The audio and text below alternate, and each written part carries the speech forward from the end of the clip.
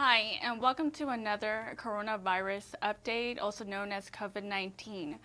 Special guest with me is Mike Honigsberg, Director of Enid and Garfield County Emergency Management.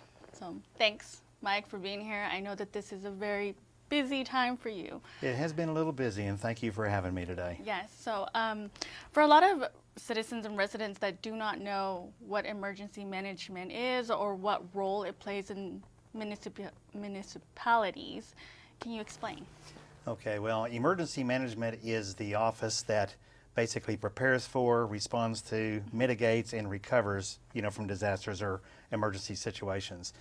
My true role is a resource coordinator. In the event, let's just say that we had a major disaster or something like that, my job would be to support emergency services and, bring in whatever resources we would need to get us through the particular disaster. In the role of what's going on right now, there's not really a disaster per se of buildings and that kind of thing, and so my job is basically to support the health department in whatever they need us to do, either at the city level or at the county level, whichever. So we have a lot of pre-plans already done with the health department, and so if they need to open a warehouse using one of our buildings, that's my responsibility to make that happen. If we have to set up what they call a pod, whether it's a drug pod or just a pod where they come and do testing, that's part of my responsibility too, to make that happen, along with law enforcement, of course. So, it just depends on what the emergency is, on where my role actually goes. Right. Now, there are 4 phases to emergency management. Yes. Correct? Can you explain those? Okay, well, the first one's preparedness, and that's pretty much self-explanatory. Most of the people that I deal with on Facebook and even in real life, I'm preaching preparedness because are you ready for this? Are you ready for that? That kind of thing. Correct. And that's pretty much what that is, what if this happens? What if that happens? Are you ready for it? Correct. That kind of thing. I think people are going to listen a little bit more after this is all said and done, I think, along that line. I think you're right. Respond to, I'm also a firefighter with Hillsdale Carrier Fire District, and so I'm also a responder. So responding to an incident, if it's here in town, I'm responding in support of police and fire, okay? And of course, whatever the city manager needs me to do. If it's out in the county, basically the same thing, but as a responder, that role's a little bit different. Mitigation, to really explain mitigation, let's just go back to the flood of '73 here in Enid. It took 13 lives, I believe it was. And what caused that? A flood. We had a lot of waterfall in a very short amount of time, and we realized that our tributaries here in Enid were not big enough to handle that kind of load. So how you mitigate is you dig the channels deeper and make them wider so it can handle more water without overflowing the banks. That's a form of mitigation, by trying to remedy the flood issue by fixing that issue before it happens again. And then, of course, recovery is recovery. Whatever we need to do to help folks get back on their feet, to help our infrastructure get back online and that kind of thing, it's just a matter of working with all the entities involved to make that happen. Okay. Now, you spoke of entities involved. Now, who do you work with? Well, I work with law enforcement, fire service, local government, county government, state government, and federal government. So just depending what's going on is who I work with. All right. So besides disaster preparedness, what do you do? Basically preparedness. Basically all the 4 phases there, 4 phases, of what I do. I do a lot of public speaking. I do go to the schools and talk to the kids. That's always a lot of fun. And, I'm out in the county doing a lot of things too.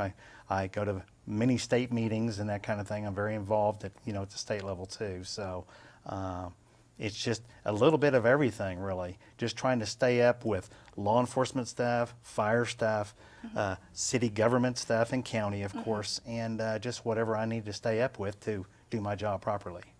Now, we're going to go back to the 4 phases. Okay. Which phase would you say that we need to focus on more, or you're more focused on more? I'm more focused on the preparedness side of all of those right now, because you can't really, for instance, responding is responding. You're just going to a situation. Mitigation, you can't think of everything. So if you know a problem occurred, how do you fix it so it doesn't happen again?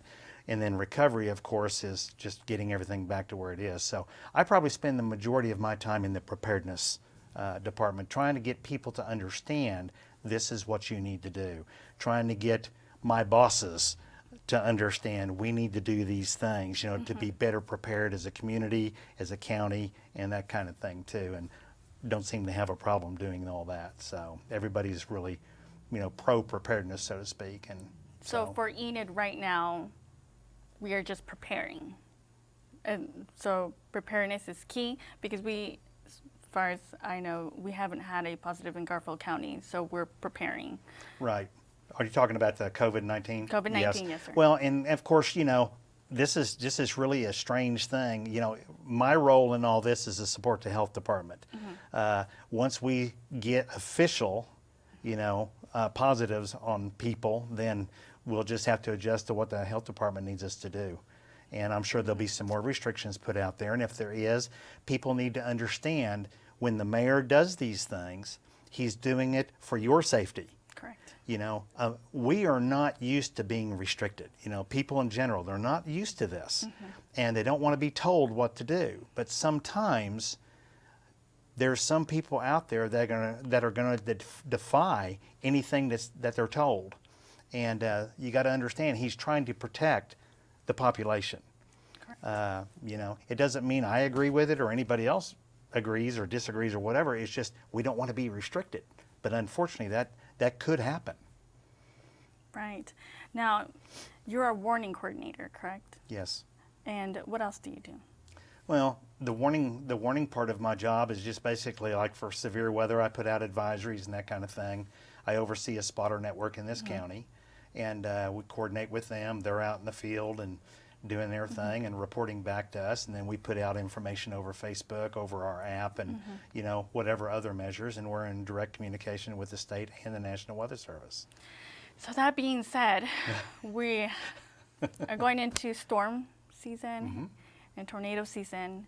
How does that all mix together with COVID-19? Well, it's just another thing to worry about, is what it amounts to. But, you know, in the severe weather realm and all, we usually know when that stuff's coming. You know, COVID-19 is biological, and nobody in this country was ready for this. It's just one of those things. It's just like with the flu every year. You're never ready for a major flu epidemic, and you know, those things happen. So you just find out what information you can, you deal with it, and move on. All right. Let's talk about emergency management ready for COVID-19 outbreak. Okay. Do you feel ready? Well, we're as ready as we can be. I mean, when this first broke, I was on the computer doing a lot of reading very quickly. You know, a lot of the folks that know me know I get up early in the morning. I get up around 3, and I read a lot of forecast discussions and stuff so I can do my little weather thing, you know, each day. But I've been putting a little bit more time into reading up on the COVID-19 situation too, because I need to know what the thinking is on both sides of the gamut on that too. So this way I can work with health officials, because I'm in a lot of meetings with them all of a sudden here, and I'm learning a lot, and they're learning a lot. And so and that's part of this. It hit us by surprise. We're learning about it, and hopefully they can come up with some vaccines real soon. Yes. Now, a lot of citizens and residents may not know about the Enid and Garfield County Emergency Management app. Yes, we have an app. Can you tell me a little bit about that? We've had that app about 8 or 9 years, and it's really kind of a neat tool. It's our preparedness guide in an app, plus some, and it's very handy. Really, you can get information directly from us. You can get information directly now from the health department. If there's something that the police department or the sheriff's office needs to put out, you can get that information over the app too. You just gotta make sure the channel's turned on. And you know, then of course we utilize this with a lot of our special operations people. You know, those are the little locks that are in the channel page there, and so those are all password protected.